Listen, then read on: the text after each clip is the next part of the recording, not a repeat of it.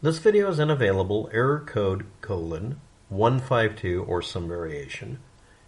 This is embedded YouTube videos looking like they crashed, or more accurately, YouTube breaking their embed code so it doesn't do what it says on the tin and making Google and YouTube look unprofessional or stupid. July 9th of 2025, YouTube updated their API rules for embedding a video, and I'm following them, and it still doesn't work. It enforces stricter embedder identity verification through refer headers from HTTP or HTTPS. Now, what does that mean?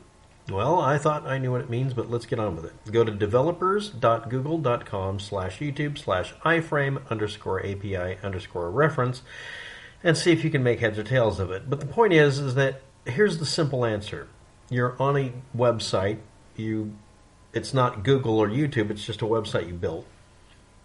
And you right-clicked a video on YouTube someplace and copied the embed code and copied it into an HTML page like you're supposed to. And it's supposed to be all good and wonderful. And it was up until a little while ago.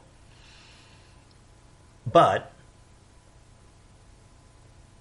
it doesn't work anymore. It shows the error message, which I'm going to use for the thumbnail for the video. So what does this all mean? Well, what you're supposed to do is right-click the video that doesn't load, and it might have a please view on YouTube if you're lucky. Otherwise, you'll have to right-click it and copy the actual, not the embed code, but the video URL, and then open a new tab, load it up, get it playing, pause it, right-click the video. Hopefully you'll be able to right-click the video without YouTube doing some annoying thing like inserting something there where you didn't want it to be, and copy the embed code again and then reinsert it into your website or your blog or your comment you left on a blog because it broke the video embed that you thought was so funny of a cat doing a silly dance. Now I'm going to show you or describe to you the code, but it is in iframe. Now some of you out there that know anything about editing web pages know exactly what I'm going to talk about, and get an espresso and treat it like a drinking game. Here we go. We have the greater than and less than symbols, which if you're not aware of it on YouTube, you're not allowed to put into the description of a video. Why? Because YouTube will very dutifully literally run the code, so you'll be looking at the description, there'll be whatever is like it'll be a video on some other web page. Anyway, but the iframe code we're going to put in is between the two brackets called greater than and less than, GTLT. And it's iframe space, and then it'll be a bunch of instructions for the iframe. The iframe functions as if you've punched a hole in a website and put another web browser instance in there to look at another website. That's what it's for.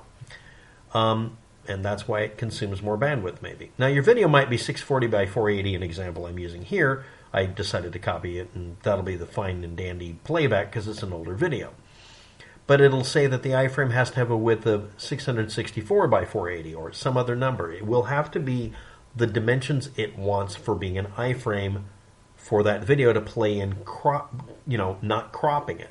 The next thing is it'll have a source for the iframe. This is the source of whatever web page the iframe is doing. The iframe itself is not a YouTube video player embed. It's just an iframe. You use this for all sorts of things.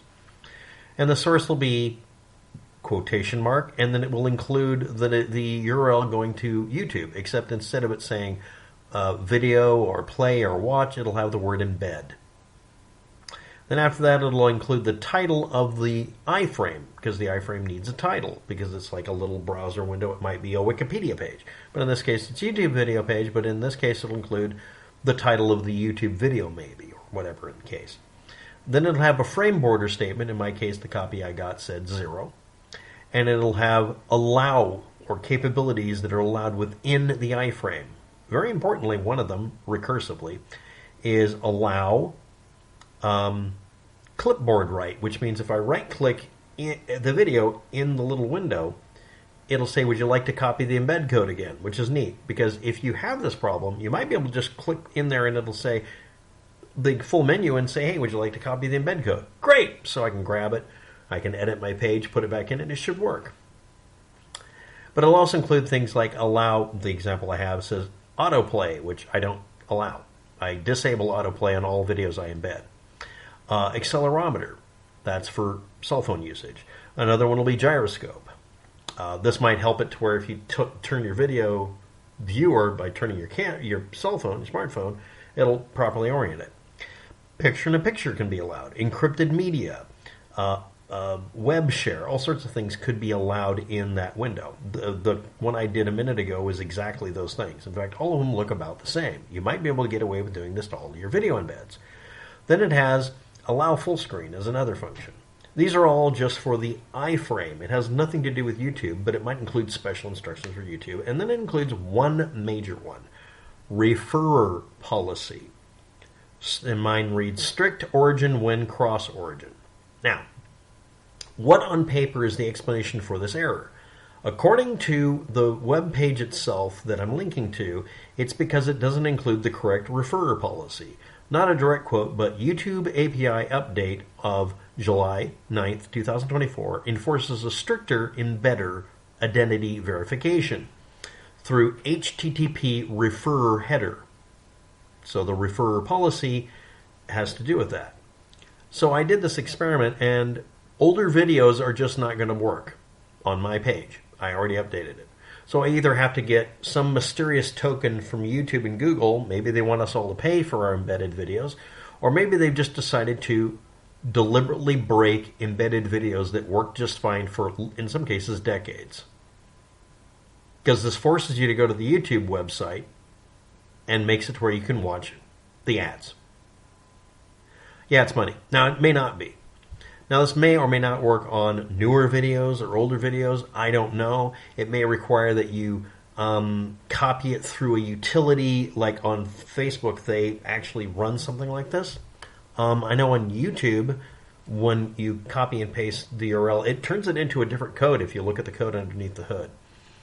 So a website that's aware that they're going to pull these shenanigans would probably have the proper coding and recoding capability, but I don't know how to fix this. And if you know how, put up a video on it by titling your video, "This video is unavailable, error code, 152, or whatever code you got, and then state, YouTube broke their embedded videos and look like a bunch of clowns for it, or whatever. And that's it. And again, this policy happened apparently in July, and it started affecting me and many other people a couple of months ago, so that's about right.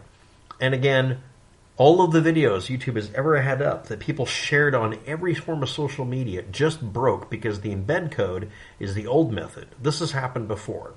Now, I want to point out that at least it doesn't put up an error message that makes it sound like you broke some law. That happened a couple of years ago, actually almost a decade ago. I want to point out another example that makes them look like clowns by pointing out another company that made themselves look like a bunch of clowns. Some of you might realize or remember, you might be feeling that this sounds familiar. Long ago and far away, a company calling itself PhotoBucket decided to hold everybody's photos hostage for $300 to get them back, which is patently wrong and would be considered illegal as fuck.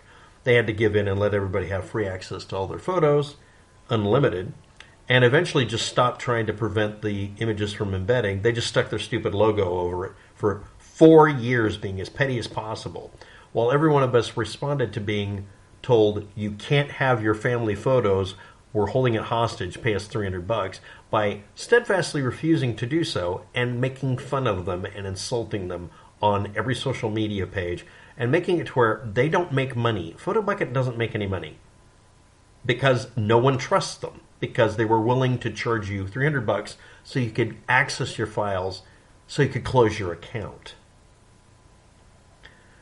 Not that YouTube would do something like that. These are embed codes on a website. It's using their bandwidth at YouTube. The iframe idea, honestly, is actually just even more bandwidth.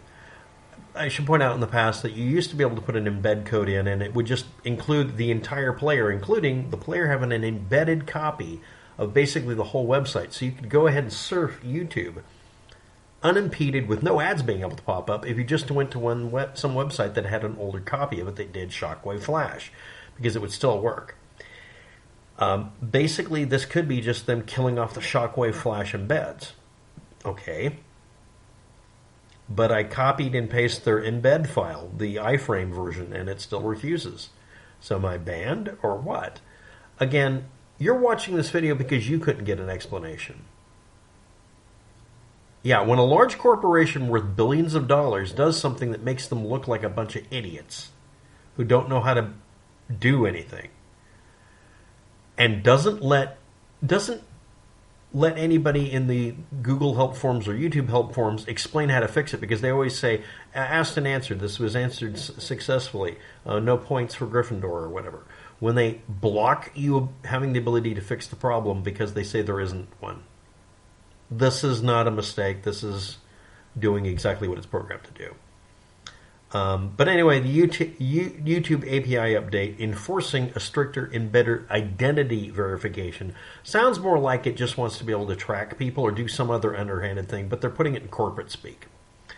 But again, on your website, do this as an experiment. If you are able to right-click the video and open it in a new tab, or right-click that embed code, I'd recommend opening it on YouTube itself, let it play for a minute, and then pause it. Right-click the video and grab the embed code and see if you can insert it into a page and make it work again. If you can, great. If you can't, assume it's broken and YouTube is willing to break billions of pages containing embedded, players that were working just fine.